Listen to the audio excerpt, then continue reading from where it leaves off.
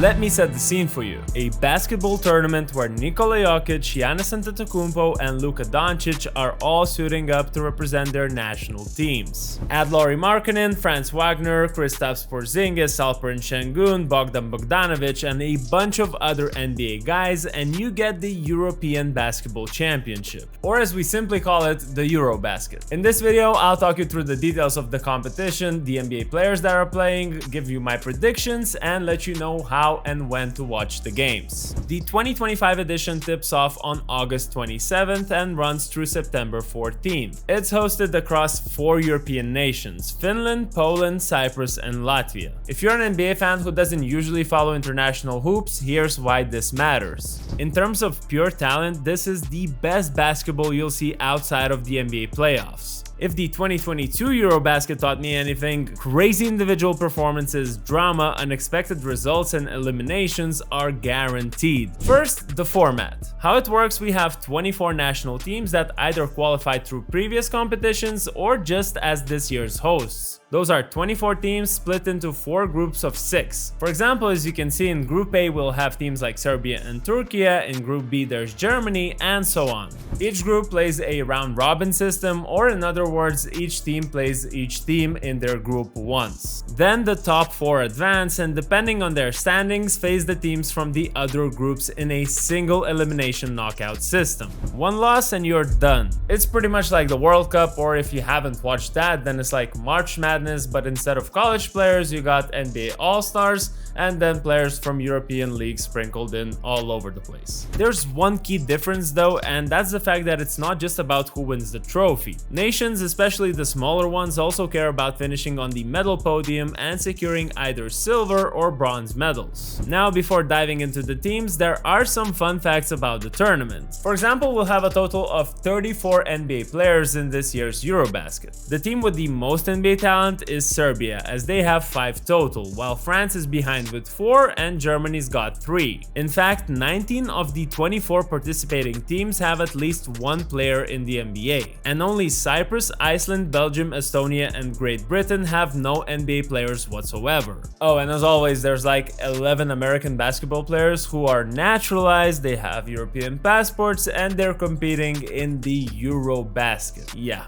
that doesn't make much sense. We can also flip it from the NBA teams' perspective. 20 of the 30 NBA teams are going to be represented in the EuroBasket. What's pretty crazy, the NBA's Southeast Division has 4 teams with most representation in the tournament. Heat, Hawks, Magic, and Wizards all have 3 players each, leading the way. In other words, more than a third of EuroBasket's NBA players come from the Southeast Division of the NBA. Quickly before I continue, if you enjoy videos covering basketball topics that the American channels usually skip, make sure to subscribe to our channel. We look at the NBA from an overseas perspective throughout the season and create tons of content every week. Also, we'll be posting a lot during the EuroBasket, so don't miss out. Okay, so who are these 34 NBA players and what nations do they represent? As I've mentioned, Serbia's got 5 players, with the focal point of the team of course being Nikola Jokic. Then you've got Bogdan Bogdanovic of the Clippers, Heat's Nikola Jovic, OKC's Nikola Topic, and Tristan Vukcevic from the Wizards. 2 absolute monsters in FIBA competitions, and 3 young guns who are all intriguing to watch. And just a reminder, this team almost beat the star-studded Team USA in the Paris Olympics. They've got all of their NBA talent this year, plus the others are established EuroLeague names. So they're definitely one of, if not the tournament favorites. Another favorite is France. Although they generally have the most NBA players among European countries, they'll only have 4 in this year's tournament. That's Zachary Rissacher from the Hawks, Alex Sarr and Bilal Coulibaly from the Wizards, and this summer's Knicks addition Gershon Yabusele. Obviously, their biggest losses are not having Victor Wembanyama and Rudy Gobert, while Nicolas Batum has already retired from the national team. So while the French have been flooding the NBA, it's not a guarantee you will see them dominate the EuroBasket this year. A team with 3 NBA names and a world champion status to their name is Germany. They'll be led by someone who's sort of a journeyman in the NBA these days, but is an absolute monster for his national team. team, Dennis Schroeder.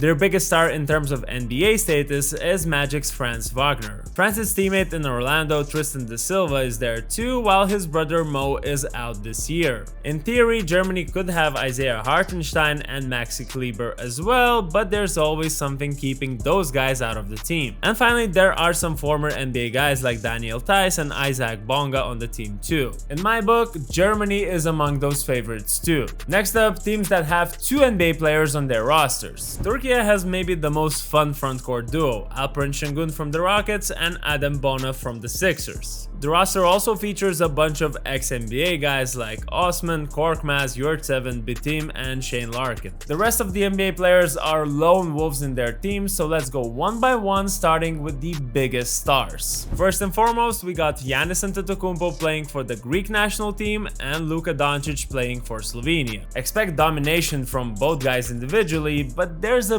big difference in their situations. Giannis is surrounded by EuroLeague talent, while Luka has the weakest supporting cast we've ever seen. So when it comes to who'll finish higher in the tournament, my money is on Giannis. Then we got three big men from the same region around the Baltic Sea. Lauri Markkanen is an absolute monster in FIBA basketball and will likely be one of the top scorers, carrying Finland deep into the tournament. Kristaps Porzingis, whose Latvia almost beat the world champs Germany in the quarterfinals 2 years ago without him, is leading his squad too. Mark my word, it's either Latvia or Finland who'll be the dark horse this year. And there's Jonas Valanciunas for Lithuania, who despite becoming a backup to Jokic in Denver will have a leading role for his national team, especially with Domantas Sabonis sitting this EuroBasket out. Now guys that would probably surprise you by how much more they're utilized for their national teams. Portland's Deni Avdija, for example, is another one of those guys who starts dropping 30-point games whenever playing for Israel. Simone Fontecchio, who just joined the Heat, is the one true leader for Italy. They could have had Dante DiVincenzo too, but he's sitting out due to injury. Santi Aldama is the only Spanish NBA player, but I guess they've got some former guys like the Hernan Gomez brothers. In any case, Spain fell off a bit compared to their golden days. Bosnia and Herzegovina's biggest name is Yusuf Nurkic. They were supposed to have Luka Garza and a former Nets player Janan Musa, but both of them fell out before the tournament.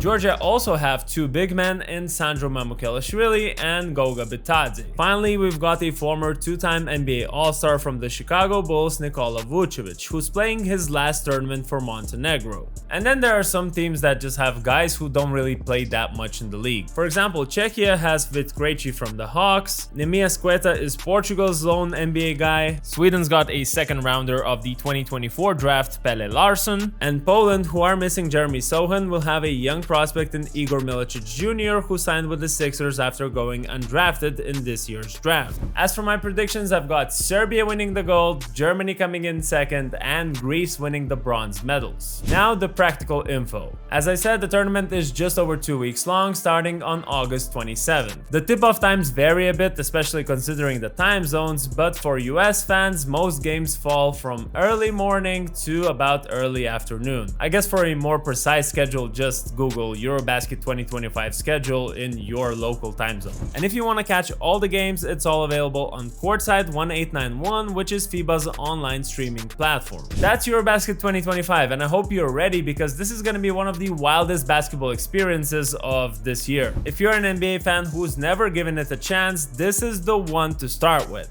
Now let me know down below who's your favorite NBA player in the EuroBasket. Also, which team you're going to support and who's your pick for the gold. Don't forget to like this video and subscribe, as it will be one of the few channels covering this tournament extensively. See you really shortly.